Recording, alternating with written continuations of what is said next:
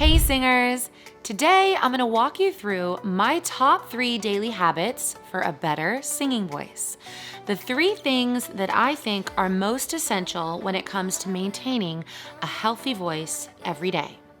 Now this is based not only on my decades of experience as a vocal coach, working with all kinds of voices and singers around the world, but also based on my own mistakes and lessons learned as a singer-songwriter and professional singer. Because the reality is that when you're starting out, you might not think a lot about what your voice needs. You just sing, right? It just comes naturally.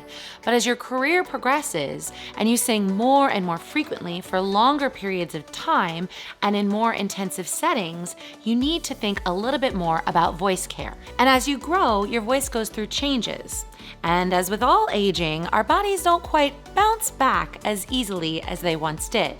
Okay, so you 20-year-olds might not get this yet, but the 30 plus and older crowd, am I right or am I right? This is why if you're a professional singer or an aspiring professional singer, or even just somebody who uses their voice in their career, in other words, your voice is necessary to do what you do, which let's be real, isn't that pretty much everyone? Okay, maybe not librarians, but almost everyone. It is gonna be so important to care for your voice so it stays healthy and can do all the things that you need it to do. And here's the thing, your voice is a part of your body, which means like any other part of your body, it can be in great shape or it can be in not so great shape. You can experience inflammation, swelling, fatigue, or even worse, injury. So just like you take care of the rest of your body, there are ways to take care of your voice. And my top 3 habits may not surprise you because they are great for the rest of your body as well. So let's dive in.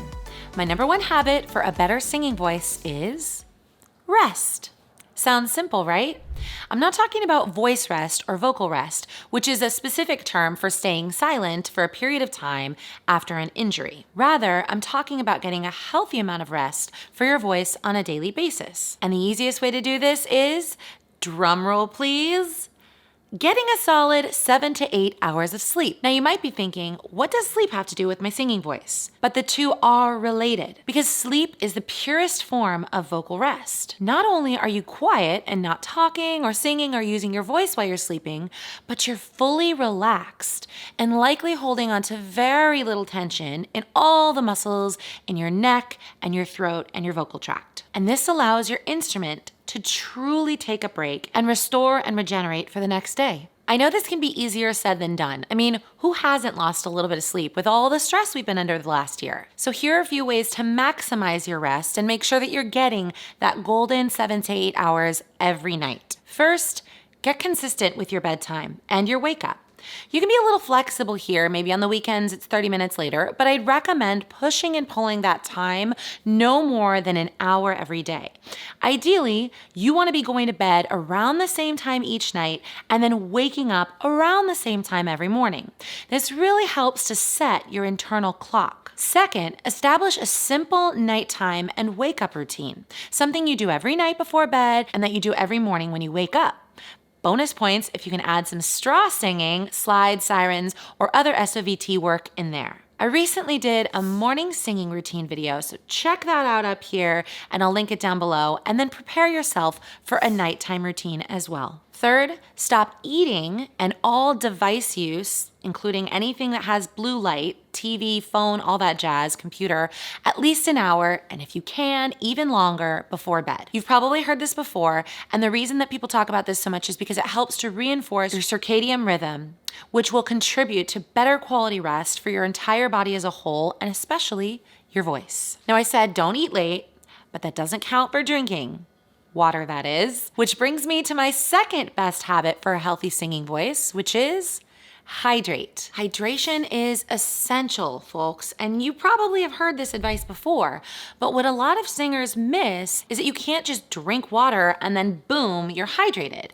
Your voice doesn't work that way. When you drink water, it's not like you're actually pouring it onto your vocal folds. No water actually touches your vocal folds. Water and food go down your esophagus, whereas your vocal folds are in the trachea, 2 completely separate tubes. So you have to think less about quick fixes and more about just maintaining systemic hydration throughout your body. This means continuously drinking water throughout the day and at night. I actually keep a huge jug of water by my bed every night so I can sip it when I wake up. This systemic hydration means your body has ample fluid throughout, and therefore your vocal folds can vibrate more easily. So I want you to start today, drinking consistently throughout the day, not just chugging once or twice, but keeping that water bottle nearby and staying hydrated. Now, it might sound gross, but the best way to know you're hydrated is to just make sure your pee is clear. Got it? Now go, fill up your water bottle. I'll wait. Finally, my number 3 most important habit for a better singing voice is daily vocalizing throughout your range. You guys didn't think I'd get through a full video without mentioning the singing straw, did you? Obviously, it's my go-to for daily vocalizing and what I recommend to my singers, but you can use another SOVT or exercises that feel good for your voice.